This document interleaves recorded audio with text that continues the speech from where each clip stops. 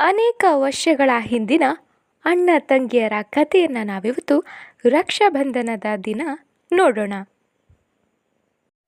ಅಣ್ಣ, ನೀನು ಹೋದ್ಸತಿ ನನಗೆ ಈ ವರ್ಷ ಒಂದು ಹೊಸ ಟೆಡಿಬೇರ್ ಕೊಡಿಸ್ತೀನಿ ಅಂತ ಹೇಳಿದ್ಯಲ್ಲ, ನೆನಪಿದೆ ತಾನೇ? ನಿನಗೆ ನೆನಪೇ ಇರುತ್ತೆ, ನಂಗೆ ತೆಗೆಸ್ಕೊಡ್ತೀಯ ಅಲ್ವಾ? ಹೀಗಂದು ಸೀತಾ ಮುಗುಳ್ನಗುತ್ತಾ ಮನೆಯಿಂದ ಹೊರ ನಡೀತಾಳೆ. ಪಾಪ ಅವಳಣ್ಣ ಏನೂ ತಿಳಿಯದೆ ಗಲಿಬಿಲಿಯಿಂದ ನಿಂತಿರ್ತಾನೆ. ಓಹೋ, ನಾಳೆ ರಕ್ಷಾಬಂಧನ, ಅದಕ್ಕ ಇವಳು ಈ ಥರ ಆಡ್ತಾ ಇರೋದು.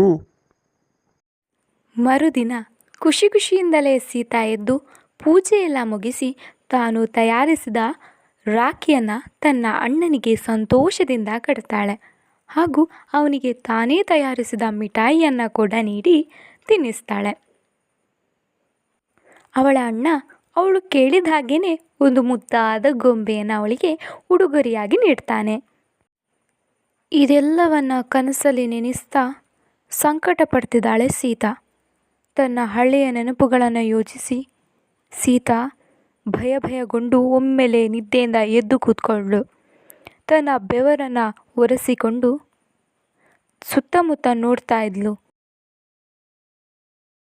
ರೀ, ನನಗ್ಯಾಕೋ ಅಮ್ಮನ ಮನೆಗೆ ಹೋಗಬೇಕು ಅನ್ನಿಸ್ತಾ ಇದೆ, ಹೋಗಿ ಬರೋಣವಾ? ಅವಳ ಗಂಡ ಅದಕ್ಕೆ ಒಪ್ಕೋತಾನೆ. ಮರುದಿನವೇ ಸೀತಾ ಮತ್ತು ಅವಳ ಗಂಡ ಇಬ್ಬರೂ ಕೂಡ ಸೀತಾಳ ತಾಯಿ ಮನೆಗೆ ಹೊರಡ್ತಾರೆ. ಬಹುದೂರದ ಸಂಚಾರದ ನಂತರ ಅವರಿಬ್ಬರು ಮನೆ ತಲುಪ್ತಾರೆ. ಮನೆಗೆ ಬಂದ ಮಗಳು ಮತ್ತು ಅಳಿಯನನ್ನು ಪ್ರೀತಿಯಿಂದ ಸೀತಾಳ ತಾಯಿ ಸ್ವಾಗತಿಸ್ತಾಳೆ. ಮಗಳೇ ಸೀತಾ, ಈಗಲಾದರೂ ನಿನಗೆ ನನ್ನ ನೆನಪಾಯ್ತಲ್ಲ, ಅಬ್ಬಾ ದೇವ್ರೇ. ಎಲ್ಲರೂ ಊಟ ಮುಗಿಸಿ ನಿದ್ರೆಗೆ ಜಾರಿದ ಮೇಲೆ ಸೀತಾ ಒಬ್ಬಳೆ ಮೆಲ್ಲನೆ ಎದ್ದು ಎಲ್ಲಿಗೋ ಹೋಗ್ತಾ ಇದ್ದಾಳೆ. ಇದನ್ನೆಲ್ಲವನ್ನ ನಿದ್ದೆ ಬರದ ಅವಳ ಗಂಡ ನೋಡ್ತಾನೆ. ಅಯ್ಯೋ, ಈ ಭಯಾನಕ ರಾತ್ರಿಯಲ್ಲಿ ಇವಳೊಬ್ಬಳೆ ಎಲ್ಲಿಗೆ ಹೋಗ್ತಿದ್ದಾಳೆ? ಅವನು ಅವಳಿಗೆ ತಿಳಿಯದಂತೆ ಅವಳನ್ನು ಹಿಂಬಾಲಿಸಿಕೊಂಡು ಮೆಲ್ಲಗೆ ಸದ್ದು ಮಾಡದೆ ಅವಳ ಹಿಂದೆಯೇ ಸಾಕ್ತಾನೆ. ಅವಳು ಆ ರಾತ್ರಿಯಲ್ಲಿ ಹೆಣಗಳನ್ನು ಹೂಳುವಂತಹ ಜಾಗಕ್ಕೆ ಒಬ್ಬಳೆ ನಡ್ಕೊಂಡು ಬಂದು ಒಂದು ಸ್ಥಳದಲ್ಲಿ ಕುಳಿತುಕೊಂಡ್ಳು. ಅದು ಅವಳ ಅಣ್ಣನ ಸಮಾಧಿ. ಅವಳ ಅಣ್ಣ ಕೆಲವು ದಿನಗಳ ಹಿಂದೆ ತೀರಿಕೊಂಡಿದ್ದ ಹಾಗೂ ಅವನಿಗಾಗಿ ಅವಳು ರಾಖಿಯನ್ನು ತೆಗೆದುಕೊಂಡು ಬಂದಿದ್ಲು. ಇದೆಲ್ಲವನ್ನ ದೂರದಿಂದಲೇ ಅವಳ ಗಂಡ ನೋಡ್ತಾ ಇದ್ದ. ಅಷ್ಟೊತ್ತಿಗೆ ಆ ಸಮಾಧಿಯಿಂದ ಒಂದು ಕೈ ಮೇಲೆ ಬಂತು. ಅದು ಅವಳ ಅಣ್ಣನ ಕೈ. ಸೀತಾ ಅಣ್ಣನ ಕೈಗೆ ರಾಖಿ ಕಟ್ತಾಳೆ. ತಂಗಿ, ನಿನಗಾಗಿ ಪ್ರತಿ ರಕ್ಷಾಬಂಧನದಂದು ನಾನು ಕಾಯುತ್ತಾ ಇರ್ತೀನಿ, ಬರ್ತೀಯಾ ತಾನೆ? ಖಂಡಿತ ಬರ್ತೀನಿ ಅಣ್ಣ, ಖಂಡಿತ ಬರ್ತೀನಿ.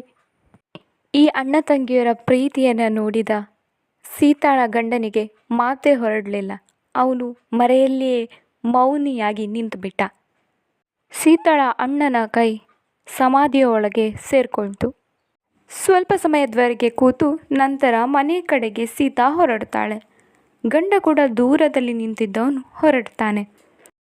ಈ ಕಥೆಯಿಂದ ತಿಳಿಯುತ್ತೆ ನಮಗೆ ಅಣ್ಣ ತಂಗಿಯರ ಪ್ರೀತಿ ಯಾವತ್ತೂ ಕೊನೆಯಾಗಲ್ಲ ಅಂತ. ಅವಳ ಗಂಡ ಅವಳ ಜೊತೆ ಯಾವ ವಿಷಯನೂ ಕೇಳಬಾರ್ದು ಅಂತ ನಿರ್ಧರಿಸಿಕೊಂಡು ಮನೆಗೆ ಹಿಂತಿರುಗ್ತಾನೆ. ಯಾಕಂದರೆ ಅವನಿಗೆ ಅವಳನ್ನು ಬೇಸರಪಡಿಸುವ ಉದ್ದೇಶ ಇರಲಿಲ್ಲ. ನಿಮಗೆ ಈ ಅಣ್ಣ ತಂಗಿ ಸ್ಟೋರಿ ಇಷ್ಟ ಆದರೆ ಪ್ಲೀಸ್ ನನ್ನ ಚಾನಲನ್ನು ಸಬ್ಸ್ಕ್ರೈಬ್ ಮಾಡಿ.